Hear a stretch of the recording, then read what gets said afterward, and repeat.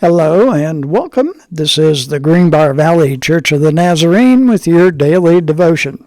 Today is Monday, November the 25th, and this is your devotion for today. Our devotion comes from the book of Isaiah. We will be in chapter 2, verses 1 through 5. Here's the word of the Lord.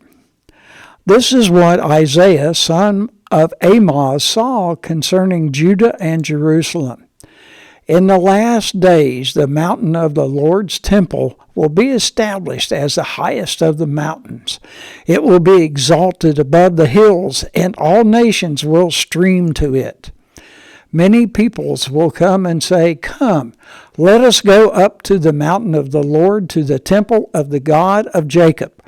He will teach us his ways so that we may walk in his paths.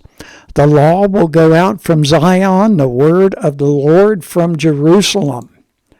He will judge between the nations and will settle disputes for many peoples. They will beat their swords into plowshares and their spears into pruning hooks. Nation will not take up a sword against nation, nor will they train for war any more. Come, descendants of Jacob, let us walk in the light of the Lord." And that is the word of the Lord. Our article today is titled Christ's Body, Promise of Hope. And our articles this week are written by Lucretia M. Awley. And Lucretia is a missionary for the Church of the Nazarene. And here's what she has to say for us today. Living cross-culturally for most of my life has blessed me to witness many nations coming together, worshiping the Lord. I have experienced candlelight services where we have sung Silent Night in 6 different languages. I have attended Bible studies with women from 3 or 4 different countries at a time.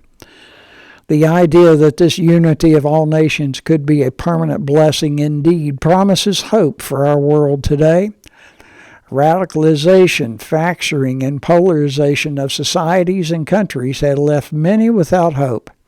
Yet, Isaiah sees in his vision from the Lord a day when all nations will stream to the mountain of the Lord's temple. This passage explains that not only will all nations go up to the mountain of the Lord, but they will do so peacefully. Nations will hammer their swords into plows and spears into pruning hooks.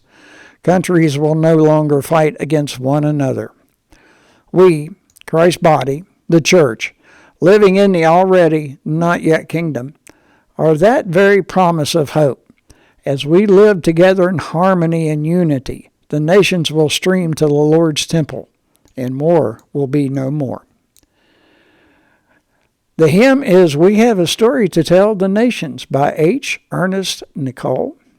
We have a song to be sung to the nations that shall lift their hearts to the Lord. And from the 122nd Psalm, verse 1 and 2, I was glad when they said to me, "Let us go to the house of the Lord. Our feet are standing within your gates, O Jerusalem." And that is your daily devotion for Monday, November the 25th. Have a blessed day.